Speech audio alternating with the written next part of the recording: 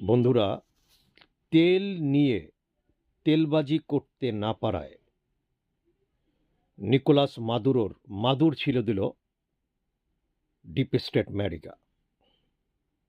এটা আমেরিকার কোনো অন্যায় না, কারণ আমেরিকা তো তার দৃষ্টিতে তার স্বার্থ, বাণিজ্যিক স্বার্থ বিচার করবে। আর মাদুর রক্ষা করার কূটকৌশল বলেন, সত্যিকারের কৌশল বলেন, সেটাও তার জন্য অন্যায় না। কিন্তু দিনের শেষে শক্তির জয় হলো। আমি একটু ভেনিজুয়েলার ইতিহাসটা নিয়ে আলোচনা করি, তাহলে বুঝতে পারবেন যে জটিলতাটা কোথায় থেকে শুরু, কোথায় শেষ।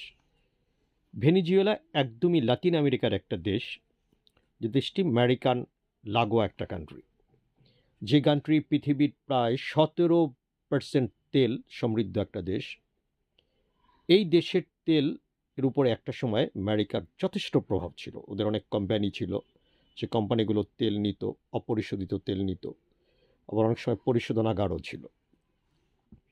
কিন্তু হোগো শেভিজ নামের এক ভদ্রলোক এসে যখন প্রেসিডেন্ট হলেন, তখন উনি এই বলয় থেকে, আমেরিকান এই আইসি টাচ থেকে সরে এসে উনি একটা সমাজতন্ত্র ঘোষণা করলেন, যে সমাজতন্ত্র স্বভাবতই রাশিয়া, চীন, উত্তর কোরিয়া এই বেল্টে চলে গেল। চলে যেয়ে আস্তে আস্তে সে আমেরিকার প্রভাব বলয় থেকে চলে আসলো। তখন সেখানে শুরু হলো আমেরিকান স্যাংশন। আপনি তো জানেন, আমেরিকার শক্তিশালী দেশ, সে যখন পারে না, সে তখন স্যাংশন দেয়, তার শক্তিকে সে প্রয়োগ করে। তার দৃষ্টিতে he is in right, is in own track, কারণ সে একজন ক্যাপিটালিস্ট কান্ট্রি। তো এই যখন এখানে স্যাংশন তৈরি হলো, তখন আমেরিকার এই স্যাংশন পেয়ে ভেনিজুয়েলার অর্থনীতি আস্তে আস্তে ডিটিউরেট করলো। সে যত্রতত্র পৃথিবীতে সব জায়গায় তার তেল রপ্তানি করতে পারতো না। তবে তৃতীয় দেশ হয়ে এই তেলগুলি আবার একটা সময় আমেরিকাতেই আসতো। এখন তারপরও রাশিয়ার উপরে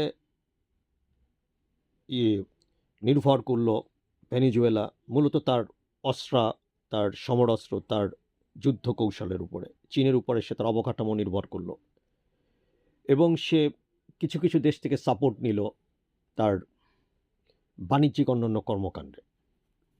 2013 সালে হোগো শেভিজ মারা গেলেন। তখন মাদুরো সাহেব ক্ষমতায় এসে এই হোগো শেভিজের আইডিওলজিটাকে আরও বেশি ইম্প্রোমাইজ করে একদম একটা আমেরিকান কেন্দ্রিক, একটা আমেরিকার বিপক্ষে একটা মনোবল, একটা জনবল তৈরি করে ফেলল। অ্যাজ এ রেজাল্ট আমেরিকা আরও বেশি সেখানে দিল, স্যাংশন দিল। ওর অর্থনৈতিক অবস্থা খারাপ হয়ে গেল।